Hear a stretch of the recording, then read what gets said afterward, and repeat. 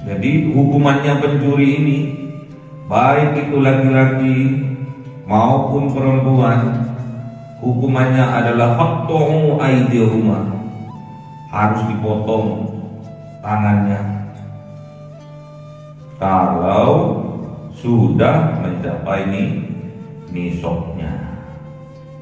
Jadi seorang pencuri kena hukuman potong tangan ini kalau sudah sampai nisabnya. Nisabnya berapa? 1/4 dinar. Nisabnya berapa? 1/4 dinar atau 3 dirham. Sedangkan 1 dinar itu kalau dikuruskan kepada emas sekitar 13,36 gram. 13,36 gram, anggaplah 13,5 gram. Itu kalau 1 dinar. Seorang pencuri dikenakan hak potong tangan tatkala dia mencuri nisabnya mencapai 1/4 dinar. Jadi 1/4 dari 13,5 gram. Kurang lebih berapa? 3 gram koma sekian. Sedangkan sekarang harga emas 800.000. 800.000 kali 3 gram sebesar 2.400.000, anggaplah 2,5 juta. Itu sudah kena hak potong tangan. Jadi kalau sampean mencuri melebihi dari 2,5 juta, kalian berhak dipotong tangannya. Kalau di Arab sana dihak potong tangannya sampai pergelangan dipotong. Mencuri di sana di total jadi 4 juta, sangat berhak untuk dipotong tangannya. Mencuri di Indomaret 1, di Indomaret 2 di total 4 juta sekian, wajib dipotong tangannya. Juga jumhur ulama memaknai, menafsirkan faqtu'u aydiyahuma, maka potonglah tangan keduanya, pencuri laki-laki maupun perempuan ini, maknanya untuk dicegah, dipotong jalannya, jangan sampai terjadi pencurian lagi. Maknanya apa? Bukan dipotong tangannya, namun dipenjara, dipotong aktivitas tangannya tatkala mencuri itu, alias dipenjara. Namun di negara-negara Islam, hukuman had ini, hukuman potong tangan ini tetap berlaku. Nanti kalian tatkala pergi haji maupun umroh, amin. Tak ulangi. Kalian kalau ditakdirkan dimampukan oleh Allah untuk pergi haji dan umroh, amin. Nanti setiap Jumat akan ada hukuman-hukuman di depan Masjid Qisas namanya, di Jeddah. Kalau sampean kendel, sampean kuat melihat hukuman-hukuman itu, sempatkan untuk mampir. Ada yang dipenggal kepalanya karena proses pembunuhan, ada yang digantung kepalanya karena proses pemerkosaan, ada yang dirajam di kubangan tanah, kepalanya, badannya dimasukkan ke cekungan tanah, ditinggal cuma leher ke atas. Habis itu dilempari dengan batu-batu samen sampai mati. Hukuman bagi penzina muhson.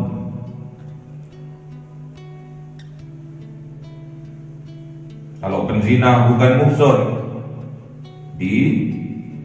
dipukul, dicambuk dengan rotan 100 kali. Ada yang mati? Ada. Kalau mencuri sudah mencapai nisabnya, yaitu 1/4 dinar, kurang lebih 3,2,5 gram emas senilai 2,5 juta rupiah, 2,5 juta rupiah, itu sudah berhak untuk dilakukan hukuman had, potong tangan. Jadi tangannya dimasukkan, ada pembatas, ada yang dari kayu, ada yang dari tembok, dimasukkan tangannya, terus ditarik ini dengan tali di sini, ditarik dengan tali, terus dipotong tangan, bukan diindah, dipotong, digelil ini, copot. Itu bagi pencuri yang mereka lakukan pertama kali ketahuan, maksudnya pertama kali yang ketahuan, jadi dipotong tangannya. Melakukan pencurian lagi, dipotong kakinya kiri. Ketahuan mencuri lagi, dipotong tangannya yang kiri. Ketahuan mencuri lagi, mencuri pakai apa? Pakai giginya, mungkinnya dipotong kakinya yang kanan. Jadi motongnya itu, hukumannya itu menyilang. Jadi kalau ketemu orang gak punya tangan, jangan sungkan dulu, bisa saja dia memang dari sononya gak punya tangan. Tapi kebanyakan hukuman bagi pencuri di negara Islam itu memang dipotong tangan. 2,5 juta sudah dipotong tangannya. Jazaan bima kasabah, balasan bagi apa yang mereka perbuat, yaitu mencuri, nakalan, sebagai peringatan bagi yang lain, sebagai ancaman bagi yang lain, minallah, dari Allah, agar tidak melakukan pencurian. Makanya jangan mencuri ya. Adakah mencuri yang diperbolehkan? Ada. Mencuri apa? Mencuri apa? Hah? Mencuri apa?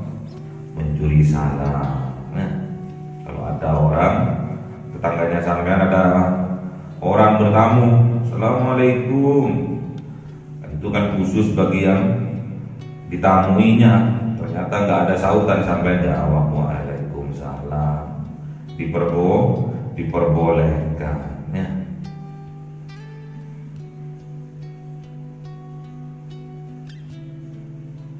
Bukan mencuri hatiku, bukan.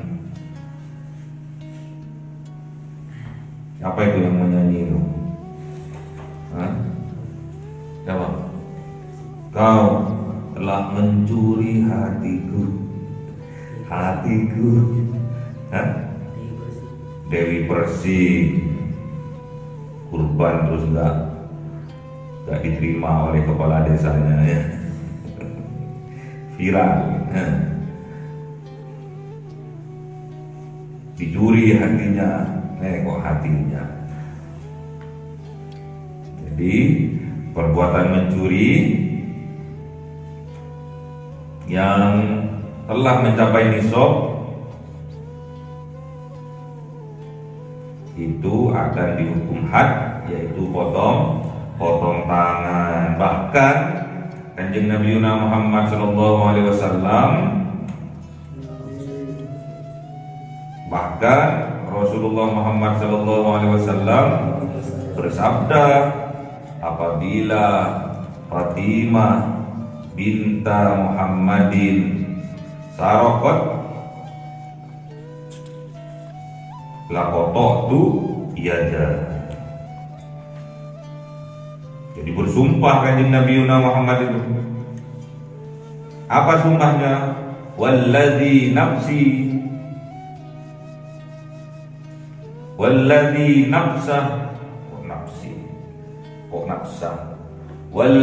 nafsu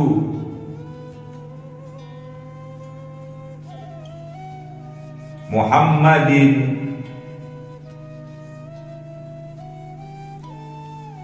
biyadihi law anna Fatimata binta Muhammadin sarafat laqattu yadaha. Demi yang menggenggam jiwa Muhammad, lau anna, seandainya Fatimah binta Muhammadin, Fatimah putrinya Muhammad, sarafat melakukan pencurian, laqattu yadaha, aku sendiri yang akan memotong tangannya. Itu daunnya Kanjeng Nabi Muhammad. Kenapa kok Kanjeng Nabi Muhammad berkata seperti itu? Karena beliau yakin putrinya Fatimah tidak akan mencurinya. Dan sebagai peringatan yang tegas dari Kanjeng Nabi Muhammad, bagi siapapun yang mencuri, hukuman had tetap berlaku di negeri Islam, di negara yang berlandaskan keislaman. Di Indonesia sama, faktor aidiyahuma, dengan cara memasukkan ke penjara, dipotong jalan aktivitas pencuriannya, dipotong aktivitas dia dalam mencuri. Wallahu azizun hakim. Allah itu maha aziz, maha mulia, maha perkasa, hakimun, dan maha bijaksana.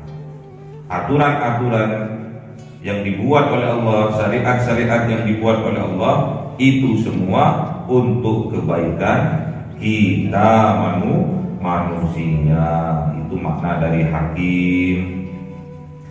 Faman taba min ba'di dzulmihi, maka barang siapa tabah, bertaubat, min ba'di, dari setelah zulmihi, kezaliman yang ia lakukan, wa aslaha, dan melakukan perbaikan, wa innallaha, maka sesungguhnya Allah yatubu alaihi, akan menerima taubatnya. Innallaha ghafurur rahim, sesungguhnya Allah maha pengampun lagi maha penyayang.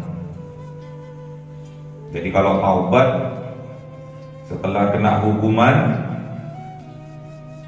dipotong tangannya, terus dia taubat dari kezalimannya dan melakukan perbaikan, tidak mencuri lagi, dia bekerja, berkreasi untuk mendapatkan uang untuk menghidupi dirinya dan keluarganya, maka Allah akan menerima taubatnya.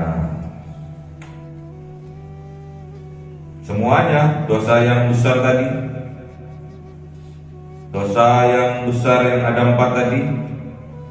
Yang pertama syirik, yang kedua membunuh, yang ketiga berbuat zina, yang keempat mencuri. Kalau taubat,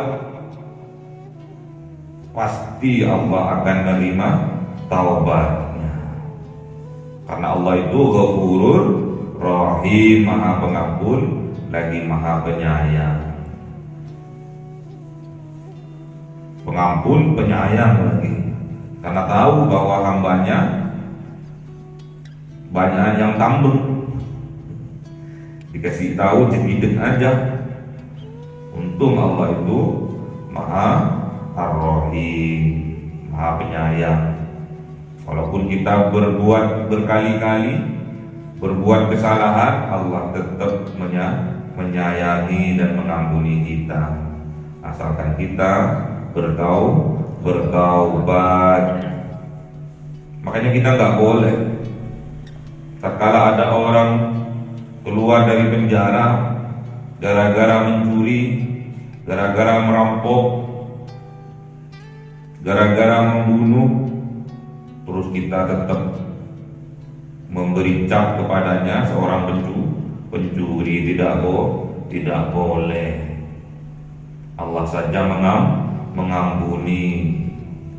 Kalau ada orang berbuat salah, berbuat zina, namun dia sudah taubat, namun tetap kita ngasih gelar sama dia seorang penzina, itu kezaliman, tidak boleh. Bahkan ada seorang wali, masa kelamnya itu kelabu, gelap, diangkat jadi wali oleh Allah. Karena setiap dia mengingat kepada kezalimannya itu, mengingat akan dosa-dosanya itu, dia selalu menangis dan menangis, menyesali. Ingat nangis, dia akan jadi wali beliau.